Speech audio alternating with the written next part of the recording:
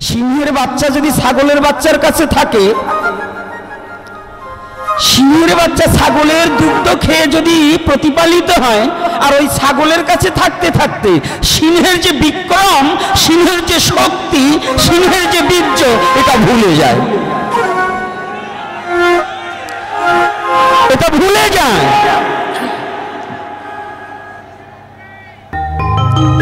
সনাতনী কোনো ছাগলের বাচ্চা নয়, ভেড়ার বাচ্চা নয়, কোনো গাধার বাচ্চা নয়। সনাতনী বীর পুরুষ, কোনো কাপুরুষ হয়ে জন্মগ্রহণ করা উচিত নয়।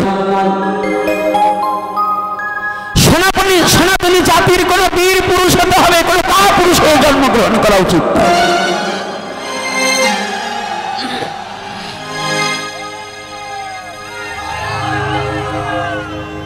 সনাতনী জাতিতে সনাতনী বস্তুটাকে আগে বুঝতে হবে। আজকে যেহেতু সনাতনী ধর্মসভা, আসার সাথে সাথে আমার যুবক ছেলেরা বলেছে, বাবা বিগত আমাদের জীবনেও কোনোদিন সনাতনী আমরা এক হতে পারিনি, এই আলোকে আমাদের দুটো কথা বলবেন। হবেন কি করে গো? আপনারা তো মহাপ্রভুকে মানেন না। এই মহাপ্রভুকে মানেন কারা কারা? একটু হাত তুলুন তো। মিথ্যা কথা। এই যে হাত যেগুলো তুলছেন না, শতকরা 99 জন মিথ্যা কথায় হাত তুলছেন, শতকরা 99 জন। মহাপ্রভুকে যদি মানতেন তাহলে আপনাদের জাতি হিংসা থাকতো না। মহাপ্রভু জাতপাত দূর করার জন্য তার পিতার শ্রাদ্ধ ভোজন করিয়েছিল হরিদাসকে দিয়ে। করিয়েছিল কিনা? মহাপ্রভু এই ব্রাহ্মণ সমাজ থেকে বঞ্চিত হয়েছিল। আপনারা জানেন, ব্রাহ্মণ সম্প্রদায় তাকে বন্ধক রেখেছিল, একমাত্র হরিদাসের সাথে মিশছিল বিধায়। কি বাবা করেনি? করেছিল কিনা? তারপরেও কি মহাপ্রভু পিছনে হেঁটেছে? তাহলে এই যুগ ধর্ম পালন করবার নিমিত্তে আমার মহাপ্রভুর অবদান আছে কিনা? আচ্ছা, কতজনের ঘরে মহাপ্রভুর ছবি আছে? হাত উঠান তো। মিথ্যা কথা বলবেন না, সবার ঘরে নেই। এই যে যত হাত তুলেছেন সবার ঘরে নেই, আমি জানি। আজকেই আপনাদের এই ফলিমারিতে যে কয়েক জায়গায় একটু ঘুরে দেখেছি, মহাপ্রভুর 2-3 ঘরে দেখেছি, আর অনেকের ঘরেই মহাপ্রভুর কোনো অস্তিত্বই নেই।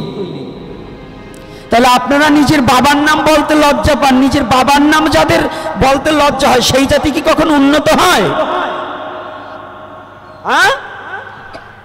আপনারা ভুলে গেছেন নিজের পিতৃ পরিচয় দিতে। সনাতনী জাতি নিজের পিতৃ পরিচয় দিতে ভুলে গেছেন।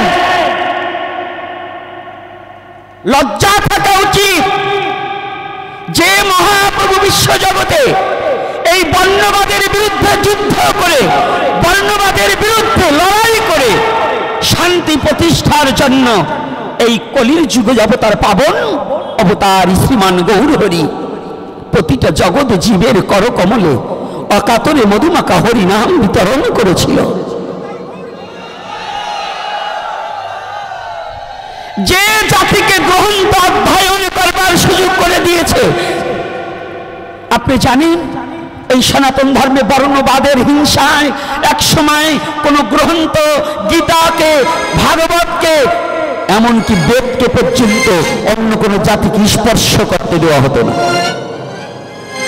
যারা ইতিহাসবিদ আছেন, যারা শাস্ত্রকার আছেন, এখানে অনেক শাস্ত্রকার থাকতে পারেন, আপনারা খালি শাস্ত্রের কথা বলবেন না, পূর্বের ইতিহাস টেনে আনুন যে এই সনাতনী জাতির প্রতি এই সনাতনী হিংসার প্রলোভ দ্বারা কত ক্ষতি আমরা হয়েছি।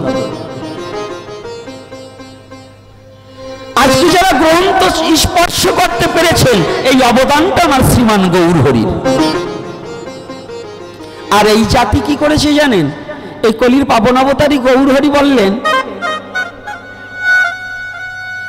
প্রতি ঘরে ঘরে গিয়া করো এই ভিক্ষা, ভজ কৃষ্ণ, কহ কৃষ্ণ, করো কৃষ্ণ শিক্ষা। কি কি বলেছে? কি ভজন? কৃষ্ণ ভজন। আমরা এখন কৃষ্ণ নাম করতেই ভুলে গিয়েছি।